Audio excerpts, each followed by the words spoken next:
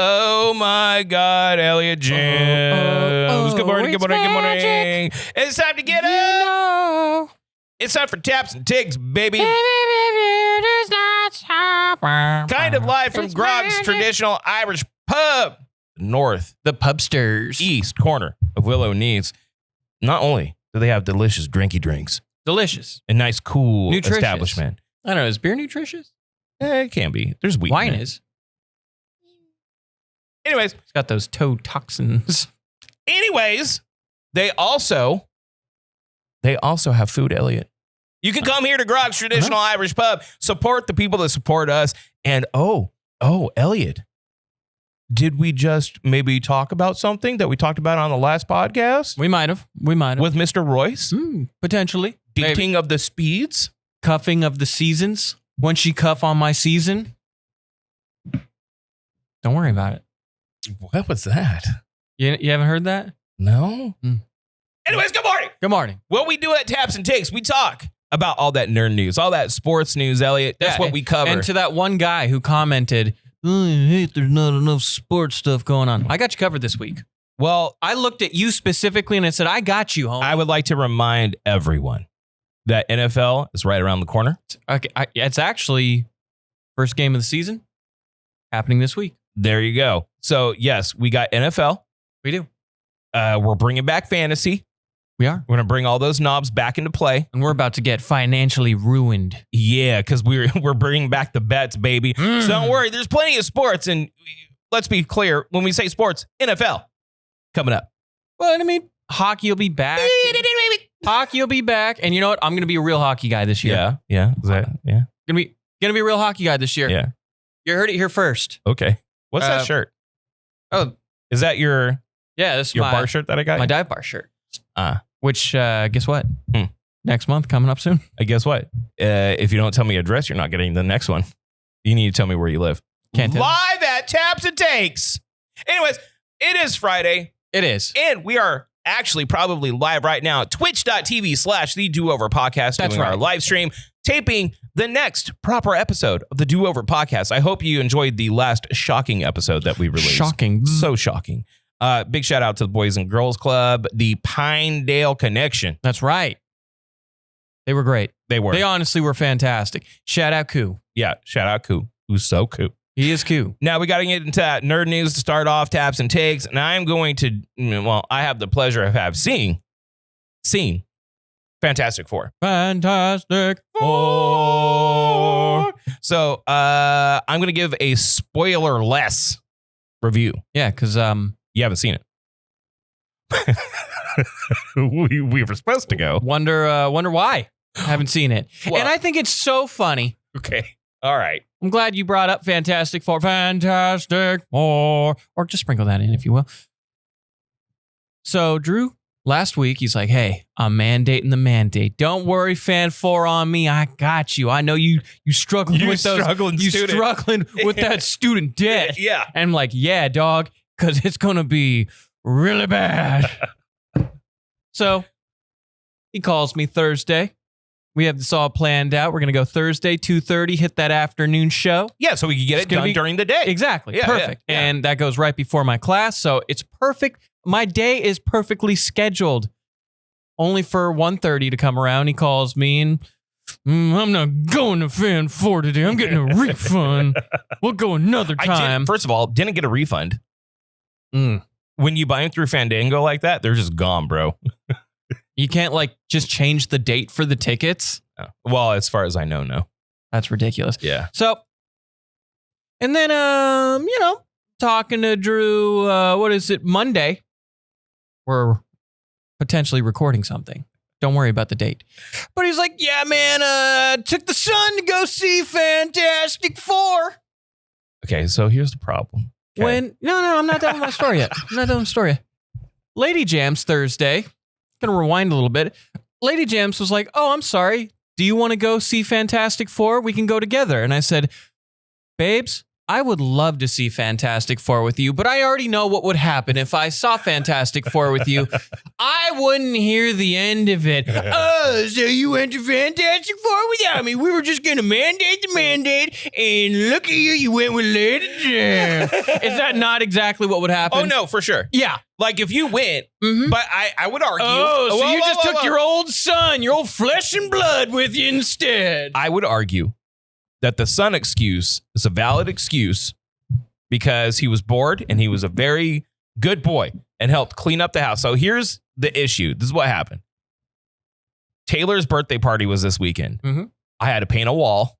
Should have did a fantastic job on, by the way. Say that again. I had to paint a wall. What? You didn't get the joke. Fantastic day. There you go. Yeah. Okay. So I had to paint a wall that was not painted. I had to help clean. Mm-hmm. When I told Sarah that I was going to go, she's like, okay, fine. Because I said, I have to meet Elliot at Edwards. That was it. Right? She's like, okay, no problem. I'm like, okay, this is a couple days before. So you didn't tell her. Wait. Yeah. Did not tell her I was seeing a movie. So then I was all, okay, I got to go meet Elliot. She's like, what are you doing anyways? I'm like, we're seeing Fantastic Four. Bro, the female hate that immediately emitted from her face. You're doing what? There's so much shit that needs to be done here. Fucking third eye demon style came out, dude. Well, you misled her. I didn't. I'm meeting Elliot Edwards. What are you doing? I'm meeting Elliot. Yeah. Well, yeah, that's true. That's you're true. Not being just truthful. because it's a half truth. But see, here's the deal. She knows it's show prep for this show right here. Mm-hmm. Yeah. She made it very clear, like to the level of like looking at Dylan and be like, always stay true to your word, Dylan. Always help out your. I was like, oh my God. So I called you pissed because I was fucking fuming. I was fuming angry because I was like, Sarah, here's the problem with my wife, my beautiful, busty, blonde wife. Mm-hmm. A, I've never told her no, ever. Okay. B, I always do what I tell her I'm going to do. So even if we did go to that movie, that shit would have been done. Okay. Shit would have been done. Yeah. Okay. After I called you in a tissy and then I painted the wall and did my cleaning. Mm-hmm. She's like, okay, you can get now. I'm like, yeah, but like Elliot has a life, dude. For the first time ever, he has a life. He's never had a life before. Now he has a life. Right. And my son helped a lot of cleaning. Mm. So I was like, hey, man, as a reward, would you like to see Fantastic Four tomorrow at 11 a.m.? He said, yes. So we went. And what did I tell you when I told you I took my son? I'll go see it again and take you. Maybe I don't want to go. Maybe I don't want your You do sloppy wanna go. seconds. You do Maybe I wanna don't go. want your fantastic sloppy seconds. It's a good movie, so you want to go. I'll take myself. All right. I'll take myself on a mandate. I'm going to give you my thoughts. Take it away. Spoiler free.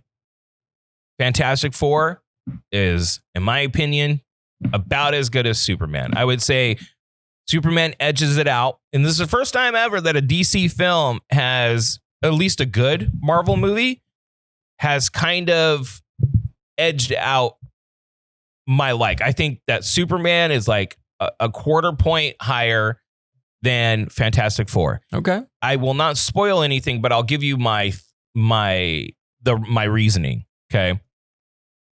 It is a very fast-paced cut movie, and they wanted to establish the family dynamic up front. Right. Which is fine, which is good. It's good. Okay. I mean, they're the family of Marvel. First family of Marvel. Yep. And like they did it in a way that they didn't need to go through their whole origin. You know, this is an established world. Both Superman and Fantastic Four, established worlds, stuff like that. Which I appreciate. Yeah. The thing is I feel like it needed 20 more minutes of character building. Okay. Just a little bit, 20 minutes of flow state, like in between the things. Mm-hmm. Do not just reach just the smartest man in the world and just can do anything. Like, show me why. Like, show me the actions. Like, you know how show me the brain working. It's like when you had the scene in Endgame when Tony Stark figures out time travel. Yeah. That's the kind of stuff I want. Like show me. Show us lab coat Reed. Show me why he's so smart, right? Okay. Instead of he just is, show me why. And dude, I mean, if you look at that scene in Endgame, Tony's just basically like, I just figured it out. But that establishes his brain as being so crazy. Yeah. Right? So that's my main gripe. The good stuff. There is major payoffs that, I mean, is just so ripped out of a comic book. You're like, whoa. Fucking Silver Surfer, Shia LaBeouf, sick. So good, dude. So good. So I'm excited for the future of Marvel. And here's the other thing. There's comedy in it, but not a lot. It's not like just a funny fest. Yeah. It's like It never gave that impression in like any of the trailers. It never gave like the impression of it being like a funny thing. There's a couple, and dude, it is very, like some of the scenes, it is so Jack Kirby kind of early 1960s style, down to the way some of the characters look and how they are portrayed. It is very much a love letter to the golden age of Jack Kirby comics and, you know, the galactic hierarchy. You know what I mean? I don't want to spoil the things but they do have baby. Okay. Yeah. I mean, they show that. Yeah, they show the trailers. that. Yeah. You see Franklin. And what they're setting up with him is you can tell it's going to be big. And there's a reason why he's probably going to be a linchpin in everything that's happening with Doomsday. Sure. And I'll leave it at that because until you see it, we can't have a spoiler discussion, but I liked it a lot. I think it's like Marvel coming back to form. Like even Thunderbolt. I thought Thunderbolts was a really good movie. I thought Thunderbolts. It's not incredible, but it's a good movie. No, I think Thunderbolts was a solid B movie. Yeah. And that's what it wanted. And that's what it's supposed to be. I think all these three films were all high B movies. I think they're like all B pluses. Superman is a strong outing for them, but I gave it an A-, Superman. I'd give Thunderbolts a B-, and I think Fantastic Four will probably be in between those. Probably closer to Superman, though. It's a good movie. You'll like it. Like, it is a very good movie, and it's definitely worth the dollars. I would say see it in IMAX so you can feel the scale of, I'm not going to give specifics, but like, so you can feel the scale. Well, yeah. I mean, like, the scale of Galactus is interstellar. And I think it's just sick. Like, what they do and how they portray Galactus is such a major payoff of because we didn't get this ever. Right. Because everyone was so afraid to make the goofy looking Galactus. And well, you didn't want the cloud again. Yeah. But bro, you do the goofy looking Galactus and it fucking hits. It hits, dude. So very strong outing.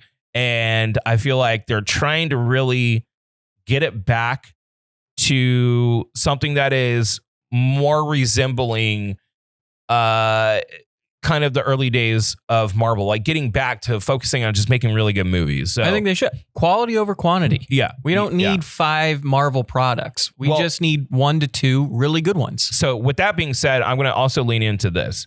Kevin Feige was recently interviewed, basically saying that Secret Wars is going to serve as like a reset. Yeah. He didn't say reboot. He said reset. Right. But I think that the main moving forward characters are definitely going to be X-Men and Fantastic Four. And like, look, I think they're a little late on that. I think they should have done this 2 years ago. Absolutely. However, they're going to recast everyone. Yeah. Everyone. And you know what they Ryan should? Reynolds and Hugh Jackman. I think Ryan Reynolds' Deadpool will serve as kind of like a keystone character in all these things, like linking all of this. And I feel like we're going to get an old man Wolverine, like an old man Logan. We will. Yeah. I think this is him transitioning into, which I really hope the actress for X-23 gets to retain. I like her, but I think that... And I know she loves the character. She loves the character, and I like her, and I think it would be cool if they did. But I honestly think that I think they need to recast Wolverine proper. Like, they need to get a new Wolverine. Like a new Logan. Yes, that can do this role. And after Secret Wars and Battle World and whatever is like main timeline moving forward, because I think they're going to stop with the branching timelines and all this shit. No, they specified, and we talked a little bit about it last week with the reset, that it's going to be one singular timeline, which I think it's Just scale everything down again. Right. Scale everything down. And just focus. I am going to say, though, they also mentioned about the brevity of shows on Disney Plus. One of the things that they were talking about is that they're going to focus on doing maybe one show a year. And dude, I'm not saying all the shows are bad. I'm not saying all the shows are great. But why would I have Disney Plus then? Because like Andor hit. Oh yeah, like Andor is crazy good. Yeah, right. But if I'm only getting one Star Wars show and maybe one Marvel show, and it'll probably be Daredevil. Which Daredevil's great. Daredevil was great, but like, why would I pay for it? Like, I don't really need it. It's free. Well, Disney Plus has always been for your kids. No, it hasn't. Yeah. I had a Disney Plus account because I wanted Marvel shows. Yeah, but I mean, like a lot of it is the Disney catalog and the Pixar catalog. Yeah, and so like a lot of it is for families to have it. And then you get your Marvel stuff here and there. I get it, but that would be my main driving force of keeping it. And a lot of people don't have kids. And a lot of people have Disney Plus accounts for that reason. So like, I don't know. I'm kind of like, whatever, you know? Yeah. I mean, I just want John Bernthal's Punisher show. Yeah. That's Anyways, what I want. Oh, and also we can take this off the list. Fantastic Four First Steps, $218 million total, $118 million domestic, which is a big weekend. Oh, yeah. Big weekend. So, you know, it's looking good, Elliot. It's been a super fantastic summer for movies, for sure. And we'll go into the super for Superman because it continues to soar in the box office. It has hit over $500 million in just 3 weeks, which for DCU and for the guns, great success. Has officially surpassed Man of Steel in domestic box office sales, making it the highest grossing Superman film ever in the United States. So good on him. Good on him. I hope that it continues. I think it will mellow out in the 650, 700 range. I think it'll end probably close to 700 total, and that's a huge win for DCU. That's a win. That's a huge win. We got our first look at Avatar, Fire and Ash. They released the trailer. That's going to be coming out December 19th of this year. And here's my thing with Avatar. Don't you dare. Avatar Don't 1, you dare. huge for movies. Yeah. Huge for visuals and technology going into movies. Then like 12 years later, we get Avatar 2. I know. And for me, it just killed all the hype for these movies. Yes, but... And I'm glad that Avatar 3 is coming out. Like, if these movies had came out within like a 5-year span, I think we'd be talking about Avatar as one of the best trilogies ever. Okay. But it's just been too long. Let me. I'm going to go on, Ellie. You can. Okay. I am fucking pumped for Avatar 3. We had a bad Avatar experience, you and I, because of someone that needed to watch the 49ers game and then go like this throughout the whole movie. That movie was incredible. Like these movies. Incredible? I don't know. Yes. Come on. Okay. Bro, when you hear that like song, like that Avatar theme music in the background, like I want to be like fucking stupid. But like then I'm like, yeah. You know what I mean? Like the visuals are so stunning. Yes. Like it's a visually breathtaking movie. And I like seeing like ecological and social diversity, meaning like this is a breathing world. Like here, you know what Star Wars problems is? Every world is one thing. It's the jungle planet. It's, the desert planet. I get you. You know, what James Cameron is building is, first of all, Pandora's a moon. Okay. It's not a planet. It's a moon. And how different tribes would maybe evolve and be different and have different kind of values. And sure, I like seeing a lored out, like it's giving you all the lore of Pandora and it feels like a real place. And let's be real, if humans were technologically advanced enough to get on another planet and start, hoarding those resources, colonizing. This is exactly what human beings would do. So I like it. I like the story. It makes me feel good to watch him. And it's very moving. Like, I think Avatar 2 specifically Like there was a couple parts at the end that I got like kind of choked up. You know what I mean? You did too. Don't lie. I saw you. You went like that. You did that. You went like this. I think Avatar 2 is a breathtaking movie, and I think it's a fine story. I don't think much more of it. I'm so fucking in on Avatar 3, dude. I'm so in. Give me the blues. Elliot, they're the blues. The blues? Yeah. That sounds like a racial term. Well, they are the blues. That sounds like what the humans would call... Probably. Yeah. Them blues over there. Them bluebellies over there. Let's get... That sounds like a racial term that the humans would call I like the idea that maybe there's a tribe that is running on hatred and anger and, you know, that they're teaming up with, what's his name? Fucking sick-ass old dude. You know what I mean? Like, and they're going to arm him. Like, I like the idea that maybe that they war with other people. Like, they're not people that you could come and, like, approach. You know what I mean? I think that it's just not all good and all Na'vi tribes. I like it that it's building a world that seems real because that's what would really happen in a fully realized world. Yeah. Right. Well, let's go into something we're both going to feel conflicted on. Okay. And that's God of War. Not the games that we all love and our masterpieces. The Amazon series that has been greenlit, and then it wasn't, and then it was, and now season 1 is going to start filming in 2026. Season 1 and 2 have been greenlit. The scripts are being both written as we speak. It's going to be following the Norse mythology of Kratos and Atreus. Good. Yeah. What's your problem with it? I don't have a problem with it. I just don't have a lot of faith in it being good. Hold up. Cory Barlog, who was the director of the first one, he directed and he obviously gave tons of shits about God of War's spiritual reboot, right?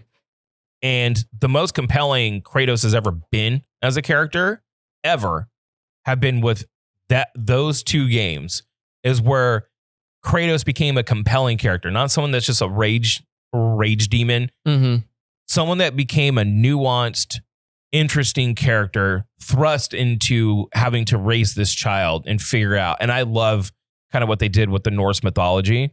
No, I like the story a lot. I thought Kratos's change and his atonement, so to speak, is one of the most riveting storylines you can have in that kind of world. You know what my problem is with this?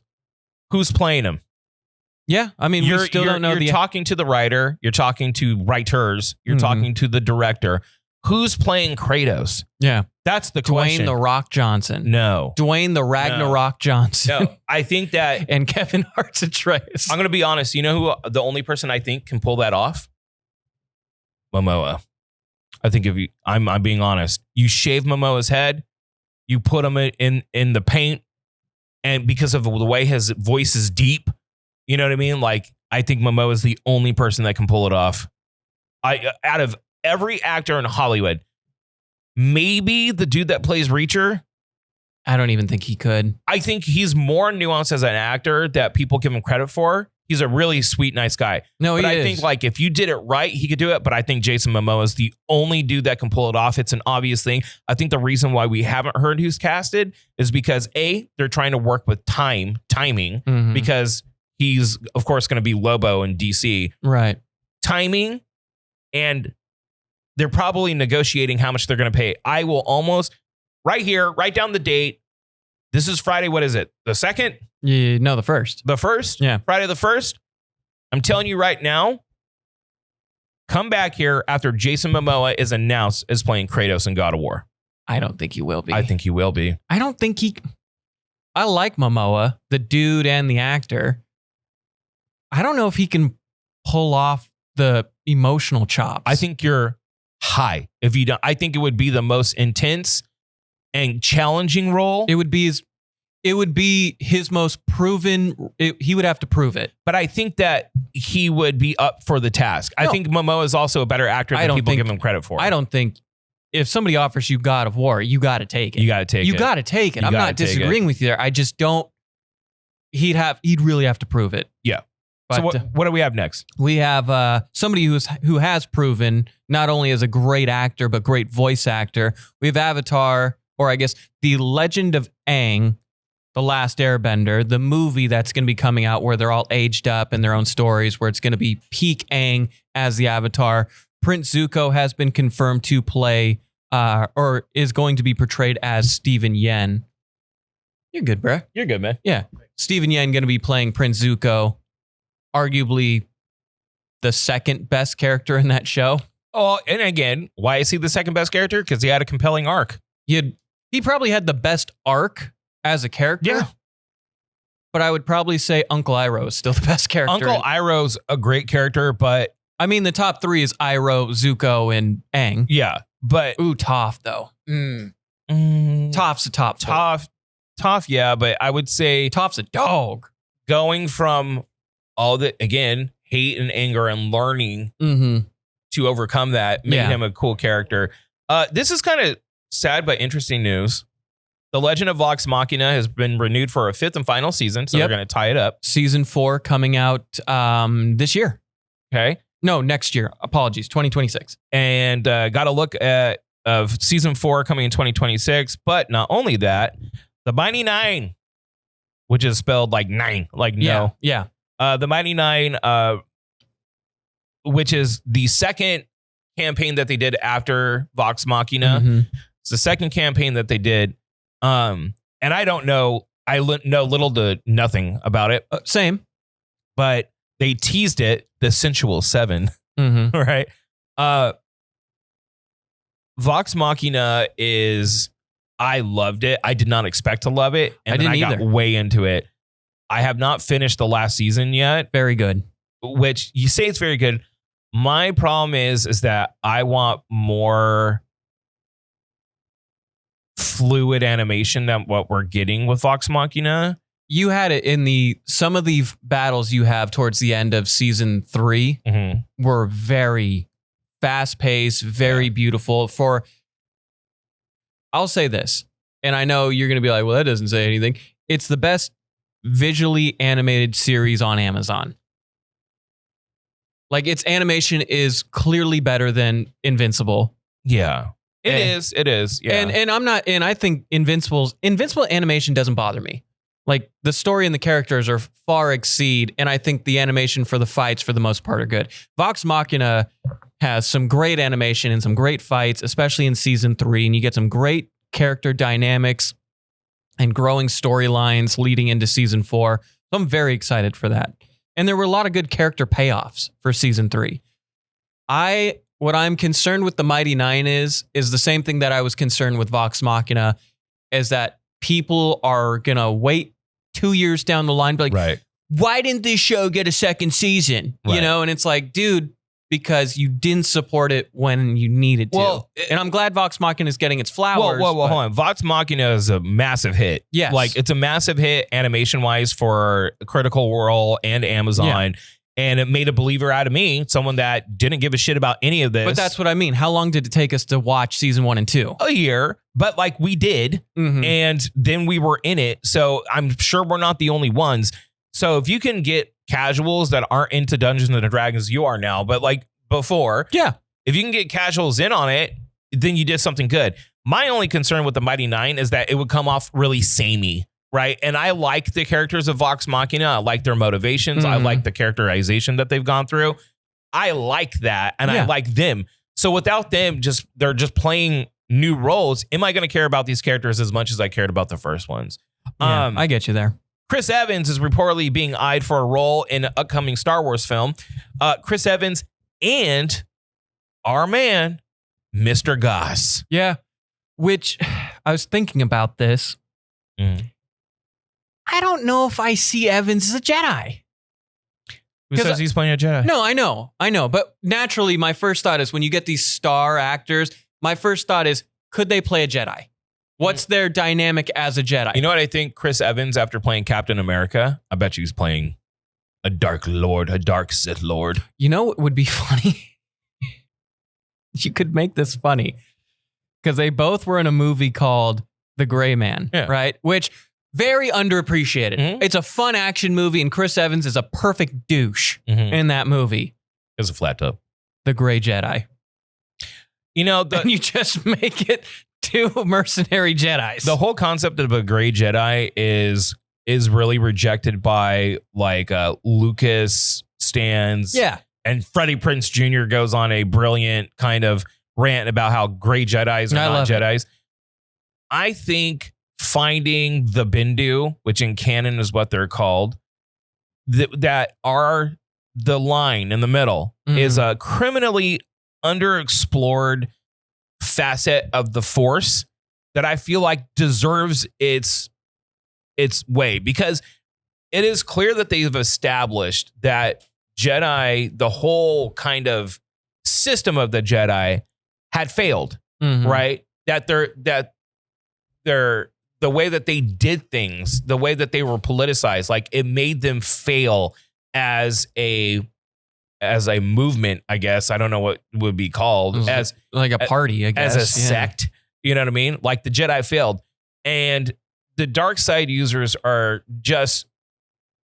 they're just like the bad guys they lack nuance. I mean, like Vader had nuance because of where Vader came from. Well, and Darth Maul's now getting that. Yeah.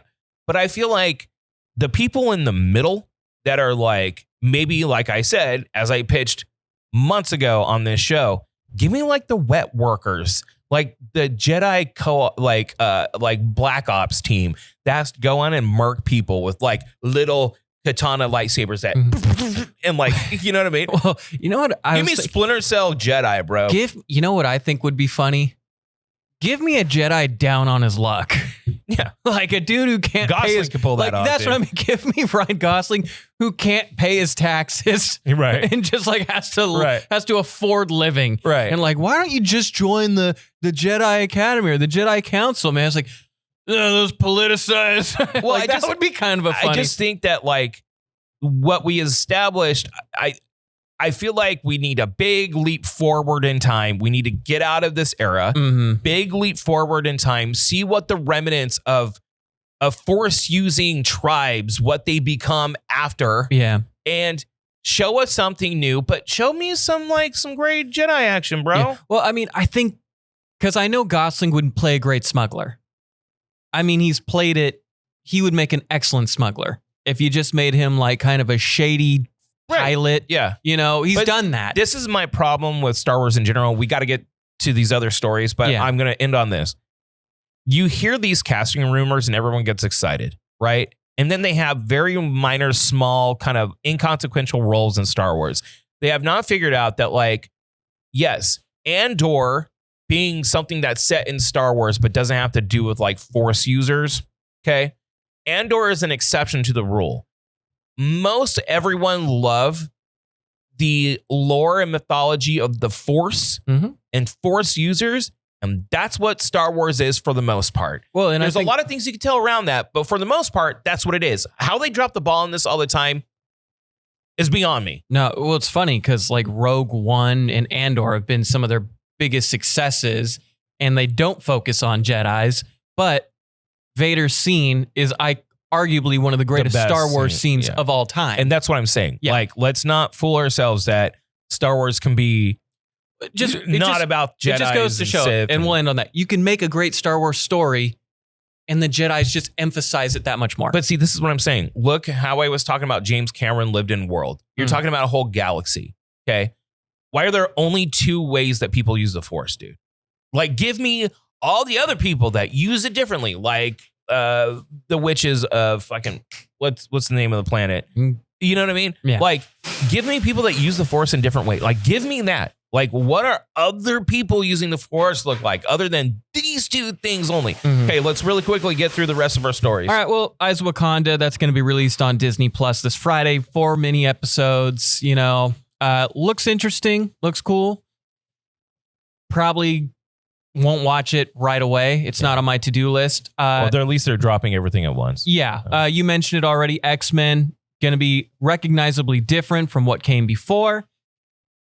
2 little anime things. Demon Slayer, Kimetsu no Yaiba, the first movie of the Infinity Castle, has already broken records over in Japan with 12.8 billion yen in 10 days. For reference, Mugen Train, their first animated movie, is the highest grossing Japanese film of all time.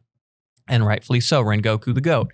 And then One Piece, Oda, if you will, has become the 8th highest selling author in history. Not comic book author, there's more on that though in a second, but the 8th highest selling author in history. And he is close to surpassing J.K. Rowling. That's right, Harry Potter's author. And not only that, he is 22 million copies away from outpacing Superman, who had about 100-year head start on him. Yeah, that's crazy. So, Oda, the Goda, can you say the One Piece is real and it's very profitable? There you go. There's our nerd news section. We're going to take a little break. Come back with sports, baby! Big shout out to Groggs Traditional Irish Pub at the northeast corner of Willow and Knees. Not only do they house the Do Over podcast for tabs and takes, but they invited us to go blow it up on St. Patrick's Day live on scene. Now that that's done, it's easing us into summer and it gets hella hot here in the Central Valley. Groggs prides themselves on being the coldest drinking establishment in the Central Valley. Literally go down there, get a nice cold pickleback, get a nice cold Guinness, throw it back and leech off that free AC, son. Support Groggs because they support the Do Over podcast. That was it. Yeah, that was it. That was it right That was there. it. That was it right there. Oh, it's time for sports. Elliot loves sports and balls, sports balls. Elliot loves balls. So many balls, sports balls. Elliot. So give me all that sports news that everyone was bitching about that we don't have. NFL. We got a lot. Got a whole heap of it. I'm looking at your notes. First prompt, gambling. Well, I mean, I have like set pieces. So there's like gambling, NFL, MLB. Which we don't gamble in the state of California. It's illegal to sports bet in California. We don't do that. Yeah, it's actually funny. I had somebody, I was talking to one of the guys at the Sharks last Wednesday, and he was like, you could kind of tell he was like, they got to hurry up and make sports betting legal in California. I was like, yeah no doy. Yeah, I know. Why He's like, he was like, who here sports gamble? And a lot of us were like, no, it's a trap. It's a trick. It's a trap. It's a trick. They're It's a tricking trick. me. They're tricking us. All right, let's start with the NFL, though, because we started with this story last week, and that is rookie out of Texas A&M with the Cincinnati Bengals, Shamar Stewart. So he hadn't signed his deal. He was the last first-round pick to sign a deal because he didn't like the verbiage in the contract. So he was like, I'm not doing this because you could just say something isn't good with you and then I don't get paid anything. Mm-hmm. Well, he has officially signed with the Bengals. He agreed to his rookie contract. He said as the defensive end became the final first pick of the draft, or the final first round draft pick to sign his deal, he's agreed to a 4-year deal, fully guaranteed contract worth $18.97 million and including a $10.4 million signing bonus. So he's getting his guarantees. He's getting his money. Now the Bengals just have to figure out if they're going to sign or how they're going to sign Trey Hendrickson, their star defensive end, because that defense quite literally needs all the help it can get. Right. Let's move on to the Denver Broncos, and they're going to be a part of our prompt that we end the sports takes on. Cortland Sutton, who is a solid wide receiver in his own right, and the Denver Broncos agree to a 4-year, $92 million extension, securing Bo Nix's top weapon for the upcoming season. AFC West is going to be a doozy with the Raiders getting a new quarterback, coach, and running back. Broncos loading up. They had a really good season last year. The Chargers, who, sorry, Eddie, are probably going to be really good, make the playoffs, and then lose in the first round. And then the Chiefs, who we all say, this is the year they finally go down for good. And then they make it to the AFC Championship almost every year with Mahomes. So we'll see how that goes. ESPN is reportedly nearing a deal to acquire the iconic show NFL Red Zone and the NFL Network. The deal is rumored to be worth $2 billion. Man, you know what? If we just got ourselves a sports blog like 20 years ago, I think about this like on YouTube. Mm-hmm. If we just did this 15 years ago, you would have been like 10. But you get what I'm saying. If we Chicken fingers, are they the best? which works now, apparently. Yeah. Bro, if we just got on YouTube in the early days, we'd have like 18 million followers right now. Mm-hmm. What the hell are we doing wrong? Yeah. Being too good? Are we just too good? Life comes at you, man. Like I had third grade to deal with, you know? Yeah, that's true. Third grade was a doozy. That's why I took it twice. Yeah. We have the 49ers. 49ers are signing cornerback. Held back, bro. I forget. We need to talk about that on the next podcast. It's a doozy. Shout out Miss O'Farrell. We love you. Both times. 49ers signed cornerback Eli Apple. He's not swinging in either way, but, you know, you got a little depth at cornerback, so the Niners trying to help bounce back after their brutal season last year. Injuries beat the brakes off the 49ers, so we'll see. Does McCaffrey play this year? Is he cleared yet? Yeah, he's cleared. He looks good.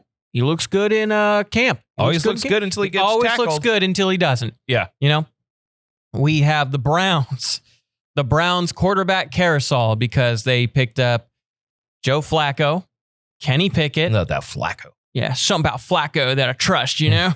And then they have the Oregon quarterback, Dylan Gabriel, who had a very good season in college last year. And then you have Shedeur Sanders, who also had a pretty decent season at Colorado State with Coach Prime, his dad. He has had some off-team kind of blunders, but he is very talented. They said one of those quarterbacks is going to get voted off the island here, bud. So who's it going to be?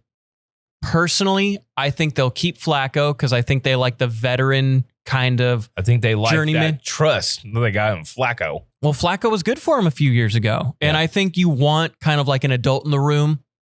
Kenny Pickett, I just don't know if you'll use much, maybe. But he is young and he's had some starting experience. But I don't think you can have Dylan Gabriel and Shedeur Sanders as like your young upcoming. You have to pick one. Yeah. So knowing the Browns, they'll probably pick the wrong thing and it'll put them back another 10 years because they're always 10 years back. That's just who the Browns are. They just can't figure life out. But we'll see. Speaking of Sanders, though, we have head coach for Colorado State, Deion Sanders, primetime. He has announced that he has been cured from cancer. So congrats, Prime. Congrats, Prime. Happy for you, buddy.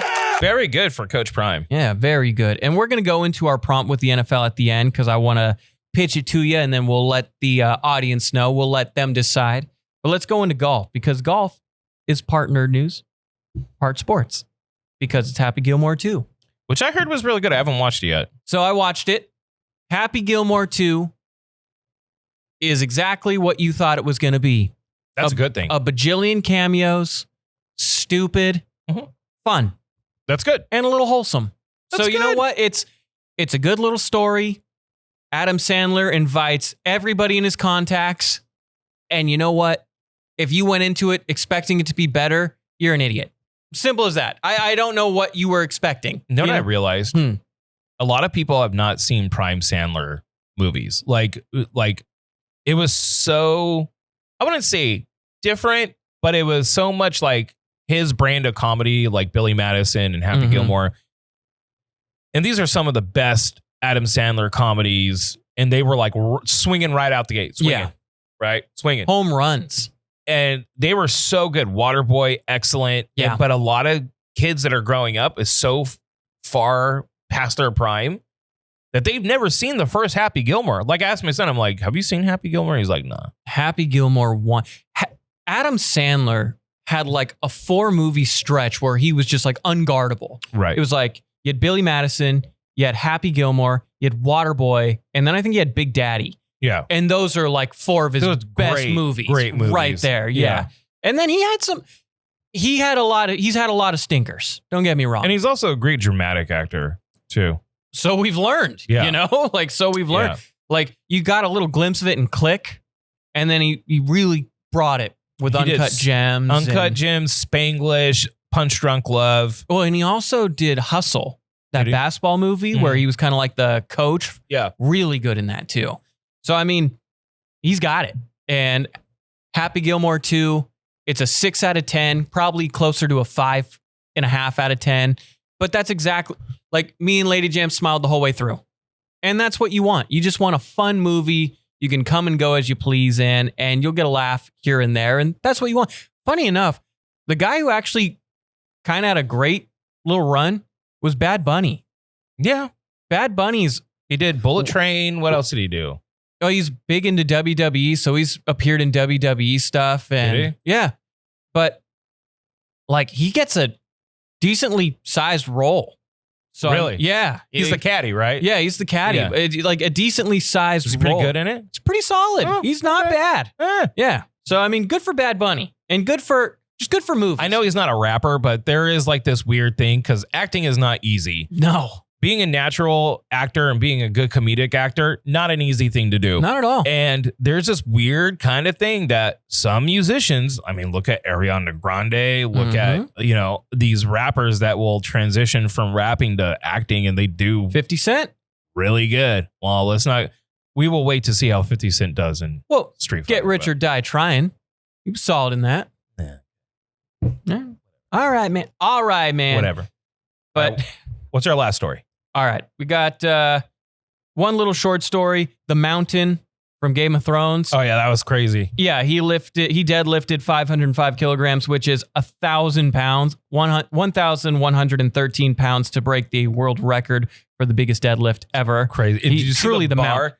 The bar was bending Oh, yeah. when he was lifting it. Beast. Absolute beast. But I want to end on this. We're going to end on baseball because it's baseball season. And you know us. Big baseball guys here. Huge. Shout out Detroit Tigers. Crushing right now. Hells yeah. Tigers. It's time. Tigers are kicking butt.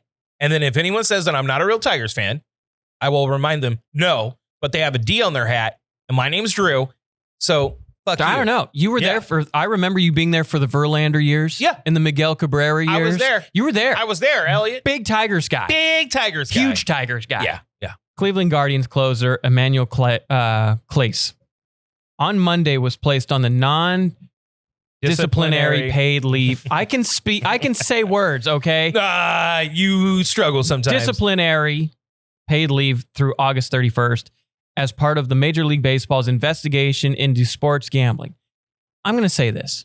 Okay. And Royce kind of talked to us about this too, and I agree. You should not be betting. You should not be allowed to bet on yourself in those games. I think you should if you're betting on yourself to win. Well, because then you might be betting on yourself to not win. No. I think it should be illegal for you to bet on yourself to not win. It should be legal for you to bet on yourself to win. You're betting on yourself, literally. Like, if I'm LeBron and I'm like, I'll put $100,000 that I will hit 40 or more. You know what I mean? Or I'm a pitcher and I'm just betting on my team to win, right? That should be allowed because you're betting on yourself. Dude, Pete Rose, he would bet on himself. Yeah.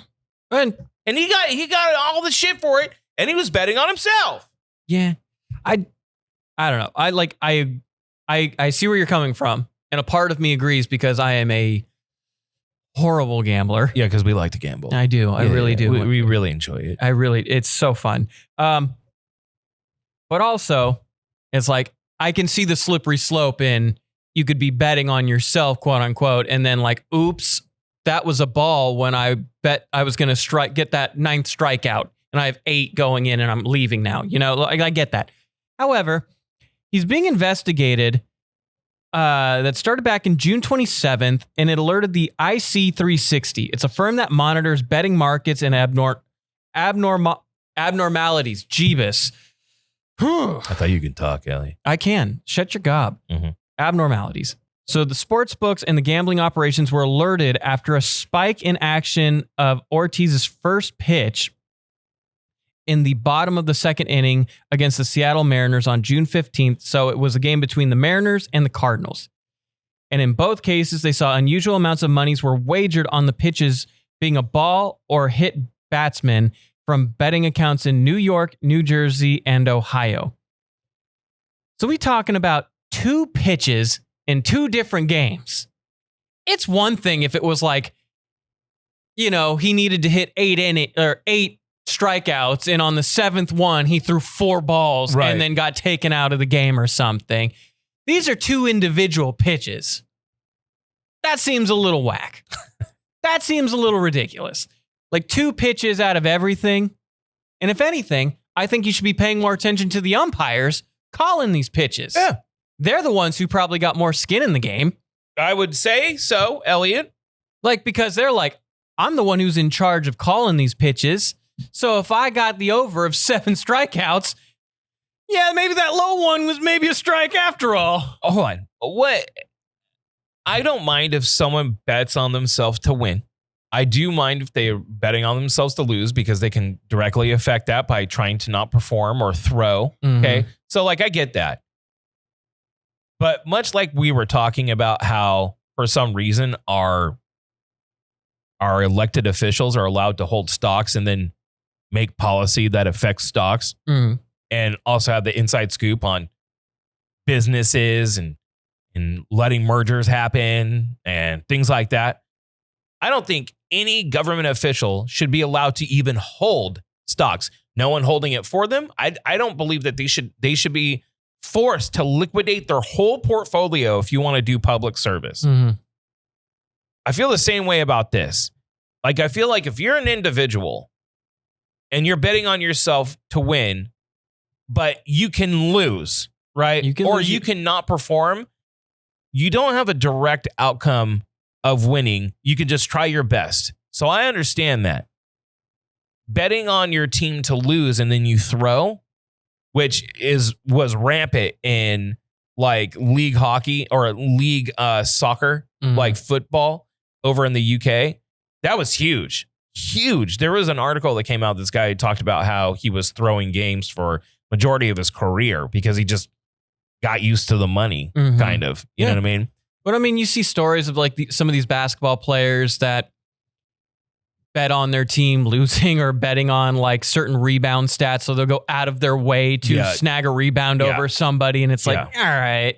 What do you think the percentage of people that have safeguards that bet on sports that are sports people that are like athletes? Do you think it's like 20% of them? Like one out of every 5, 1 out of every 10? I'd say probably 1 out of 10. 1 out of like 10. 10% of them. 1 out of 10, 15. Yeah. You know, someone has a cousin somewhere that's putting in some. I definitely think there's more of that where there's like kind of like, hey, fam, how you feeling today? Man, I feel great. All right, I'm putting you down for 2 tutties. Yeah. Like, go make me proud. Yeah. And then he'll get one and be like, what the hell, bro? Yeah. But like, I don't think, I'd probably say like that are actually a part of that betting. I'd probably say it's maybe 10%. Yeah, that sounds about right. Yeah. I definitely don't think coaches should be allowed. No. GMs definitely not. So here's the thing.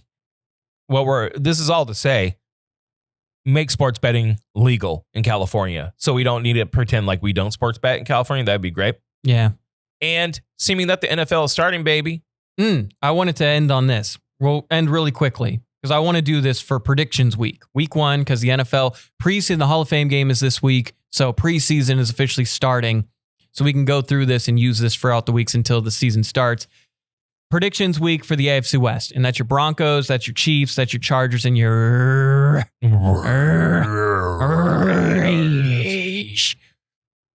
1 through 4. Who do you think is going to win the division? Who do you think is going to do well?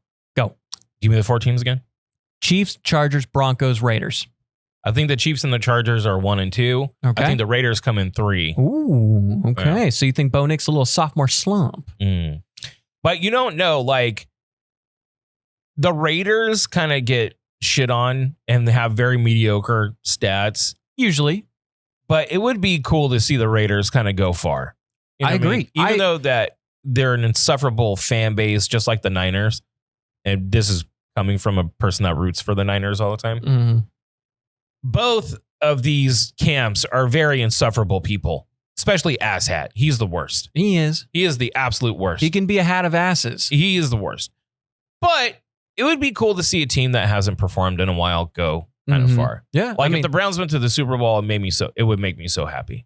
Oh, yeah. It's like when the Cubs won the World Series. Yeah. Like enough to make a grown man cry. I would definitely root for them because like they've been shit on so long. It's like finally they get their due. Like that would be great. That would be a good thing. Right, so you have Drew's predictions. Yes. Chiefs 1, Chargers 2, Raiders 3. Now, quickly, do the Chargers and Raiders make the playoffs? I think the Chargers would make the playoffs, at least the first round. Okay. It depends because the Raiders usually get shit on really quick. Did they even make the playoffs last year? Raiders? They No. had a negative record. No. Broncos almost made the playoffs. They're Yeah. about a game off. Yeah. But So- there you have it. So let us know. Your top 4 in the AFC West. Who are you picking? What's your 1 through 4? Let us know in the comments. And that's a wrap. That's a wrap, Jack. That's We're it. done. That's Taps for Takes. We're done. Taps for Takes. Taps and Takes. Taps and takes. Taps for Takes. Finished. For taking taps. Taps and Takes, baby, live from Groggs Traditional Irish Pub. Come over here this weekend after you watch this. Go ahead and get a JMO pickleback. Mm. Go ahead and get yourself a Guinness. Maybe get And be some cool. clucks. Get some cluck and fries. Yeah. Get a BLT. Get whatever you want. Get yourself some food and enjoy your time at Groggs. Have a Jaeger because bomb. Do they it. support us. And yes, we're going to be working on the back end with something cool that we're going to be doing at Groggs rather soon for cuffing season. Exactly. Yeah. Love is in the air. In the meantime, make sure you subscribe.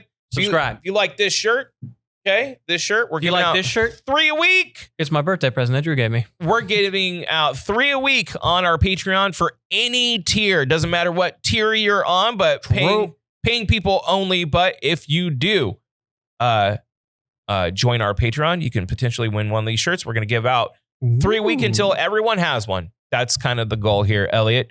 Where can people find you? You can find me on Twitter at Elliot Cams. You can find me on Instagram at ElliotJams13. You can find me on Anything Do Over Podcast. You can find me on Rants Network because I'm definitely still blogging there. Don't worry about it. I'm just saving up my energy for the season. Don't worry about it. Stop worrying about it. Jeez. Don't worry about Don't it. worry about it. Don't worry. You can also find me here every Friday and kind of Tuesdays. You can find me on Twitch whenever. And you can find us all on YouTube. So like, subscribe, support the Patreon, and all that good stuff. And that's it. That's it for me. You want to find me, Do Over 559 pretty much anywhere and everywhere. Or if you want to come and reach out to me to buy or sell some real estate, you could always just find me at Hyatt Associates on Instagram or Drew Hyatt on the socials. And that's it. That's it. So until next week, gotta love you. Bye.